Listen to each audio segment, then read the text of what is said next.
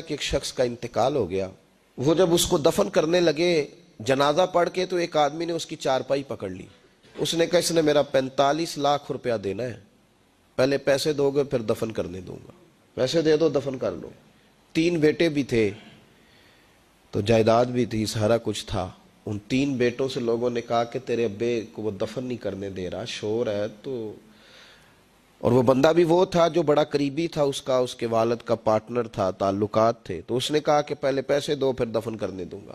اب وہ 3 بیٹے کہنے لگے کدھر سے پیسے دیں, 45 لاکھ ہی کہہ دیا ہے, ہمیں تو ابا نے کوئی نہیں بتایا, حالانکہ جائیدادیں ہیں, مکان ہے, سارا کچھ ہے, تو بھائی ہم کدھر سے دیں. چلو 2-4 لاکھ کی ٹھیک ہے, وہ تھوڑا سا کرے نرم رویے کو تو ہم کرتے ہیں, شور تو ہے, لیکن کدھر سے دیں 45 لاکھ. جب بات بہت تیز ہو گئی, شور ہو گیا, وہ انسان مجنوں بن کے اس نے چارپائی تھامی ہوئی ہے, کہتا نہیں پہلے پیسے دو گے پھر دفن کرنے دوں گا. 3 بیٹے تھے تو ایک بیٹی بھی تھی. بیٹی کو گھر میں پیغام گیا کہ تیرے ابا کو دفن نہیں ہونے دیتے. اس نے سارا زیور اتار کے بھیج دیا. اس نے کہا اس چچا سے کہو میرے ابا کے اس دوست سے جس نے قرضہ لینا ہے کہ یہ رکھ لے, اور میں تھوڑے تھوڑے کر کے پیسے لوٹا دیتی ہوں, پر میرے باپ کو مرنے کے بعد یوں رسوا نہ کرے, اس کو دفن تو ہونے دے, میں ایک پائی دے دوں گی, میرا وعدہ رہا. جب وہ بیٹی نے 8-10 لاکھ کا زیور بھیج دیا تو وہ قرضہ لینے والا شور کرنے لگا.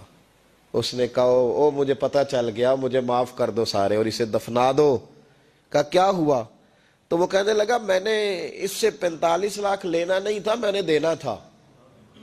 تو میں غور کر رہا تھا کہ اگر تو میں نے اعلان کر دیا نا کہ 45 لاکھ میں نے دینا ہے تو 110 نکل آئیں گے وارث کہ مجھے بھی دو مجھے بھی دو. تو میں نے یہ رویہ اس لیے اختیار کیا ہے کہ میں دیکھوں اس کا اصل وارث ہے کون. تو اصل وارث وہ بیٹی ہے جس نے اپنے کانوں سے بندے بھی اتار کے بھیج دیے, اور جس نے اپنے وہ شادی والے دن پہننے والے زیورات, پہلی رات کا وہ اس نے زیور بھی سارا اتار کے دے دیا.